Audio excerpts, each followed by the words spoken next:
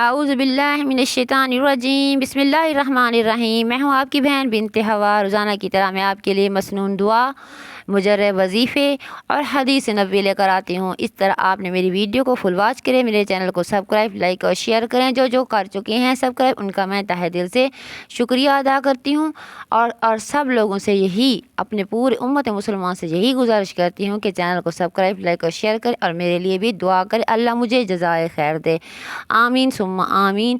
اللہ تعالیٰ اس کے ہاں دعا کے لیے آج جمعہ کے دن ہے، جمعہ مبارک ہو۔ جمعہ کے دن ہم دعا کرتے ہیں، اے میری پروردگار، اے سونے محبوب کے مصطفیٰ کے طفیل، یا اللہ، یا رحمان، یا رحیم، تمام مسلمانوں کی حاجتیں پوری فرما، تمام مسلمانوں کو اپنی حفظ و امان میں رکھ، اور جن کے ہاں اولاد نہیں ہے اللہ ان کو اولاد نورینہ دے، بیٹیاں بھی دے، بیٹے بھی دے، آمین ثم آمین یا رب العالمین۔ اس کے ساتھ ہی چلتے ہیں اپنے حدیث کی طرف اور دعاؤں کی طرف۔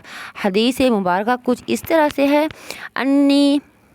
ان ابن مسعود قال رسول اللہ صلی اللہ علیہ وسلم من قرأ سورة الواقعہ فی کل لیلۃ لم تصبہ فاقۃ ابدا وکان ابن مسعود یأمر بناتہ یقرأن بها کل لیلۃ۔ بسم اللہ الرحمن الرحیم۔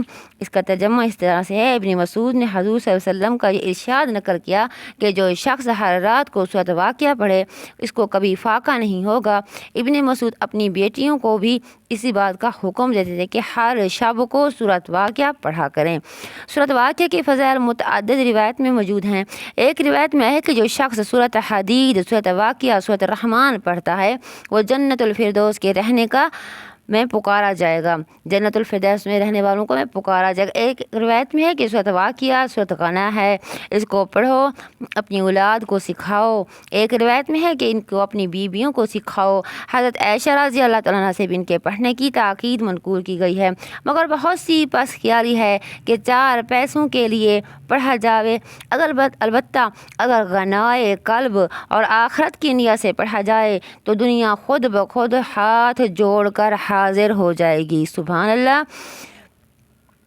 دوسری حدیث ہے، ان ابی ہریرہ قال قال رسول اللہ صلی اللہ علیہ وسلم ان سورۃ فی القرآن 30 آیات فشفاعت لرجل حتی غفر له وهي تبارک الذی بیدہ الملک۔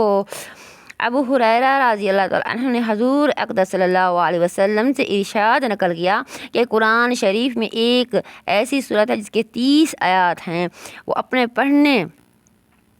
اپنے پڑھنے والے کی شفاعت کرتی ہے یہاں تک اس کی مغفرت کروا دے۔ وہ صورت ہے تبارک الذی۔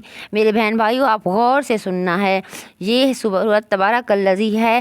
آپ کے ماں باپ اگر حیات ہیں تو ان کی لمبی زندگی کے لیے دعا کریں، اگر وفات پا چکے ہیں تو ان کو درجات بلند کرنے کے لیے یہ صورت ضرور پڑھا کریں۔ صورت تبارک الذی کے متعلق بھی یہی روایت ہے، حضور اکرم صلی اللہ علیہ وسلم کی ارشاد آیا ہے کہ میرا دل چاہتا ہے کہ یہ صورت ہر مومن کے دل میں ہو۔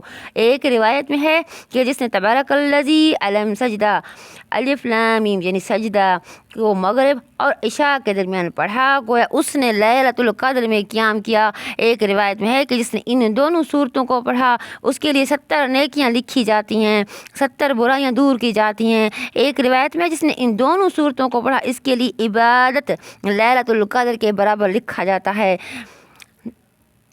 ابن عباس سے نقل کیا ہے کہ بعض صحابہ نے ایک جگہ خیمہ لگایا، ان کو علم نہ تھا وہاں قبر ہے، اچانک ان خیمہ لگانے والوں نے اس جگہ کسی کو سورۃ تبارک الذی پڑھتے ہوئے سنا۔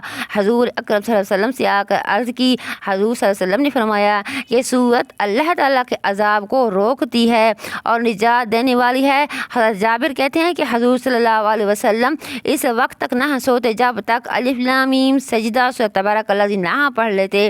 خالد بن معد کہتے ہیں مجھے یہ روایت پہنچی ہے کہ ایک شخص بڑا گنہگار تھا، سورۃ سجدہ پڑھ کر کرتا تھا، اس کے علاوہ اور کچھ نہیں پڑھتا تھا۔ اس صورت نے اپنے اس پر شخص پر پھیلا دیے، اے رب یہ شخص میری بہت تلاوت کرتا تھا۔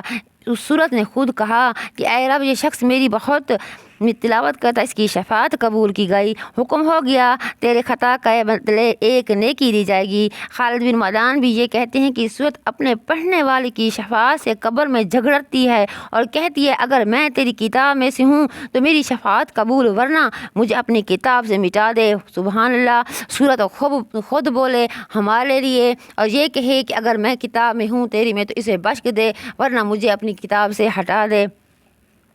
وہ منزلہ پرندہ بن جاتی ہے اور اپنے پر میت پر پھیلا دیتی ہے، اس پر عذاب قبر ہونے سے منع کرتی ہے۔ یہی سارا مضمون تبارک اللہ جی کے بارے میں کہتے ہیں۔ خالد بن معدان اس وقت تک نہ سوتے تھے جب تک دونوں صورتیں نہ پڑھ لیتے۔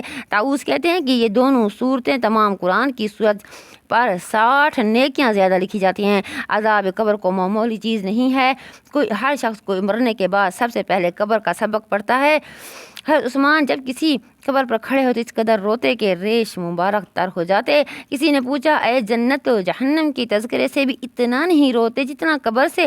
آپ نے فرمایا کہ میں نے نبی اکرم صلی اللہ علیہ وسلم سے سنا ہے کہ قبر منزل آخرت میں سب سے پہلی منزل ہے۔ جو شخص اس عذاب سے نجات پا لے آئندہ کے واقعات اس کے لیے سہل ہو جاتے ہیں، یعنی آسان ہو جاتے ہیں۔ اگر اس نجات نہ پائے تو آنے والے حادث اس سے سخت ہوتے ہیں۔ یہ سنا ہے میں نے قبر کے بارے میں، اس لیے میں قبر پر کھڑا ہو کر اتنا روتا ہوں۔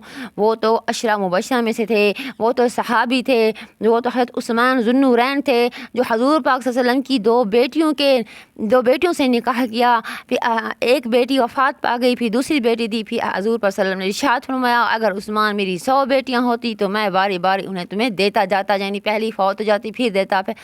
یہ سبحان اللہ، اس لیے کہتے ہیں عثمان ذو النورین۔ آپ کو صحابہ کرام کے کیا کیا واقعے بتائیں، ان پر بھی کیا کیا آزمائشیں آئی ہیں میرے بہن بھائیوں۔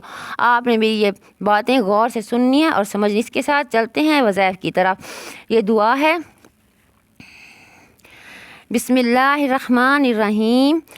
ہر مصیبت سے نجات اور تنگی دور کرنے کے لیے، رزق کی فراوانی کرنے کے لیے کثرت سے اٹھتے بیٹھتے چلتے پھرتے پڑھیں۔ ہر مصیبت سے نجات، تنگی دور کرنے اور بے گمان، یعنی جس جگہ سے گمان نہ ہو وہاں سے رزق یعنی روزی ملنے کا یہ وظیفہ ہے۔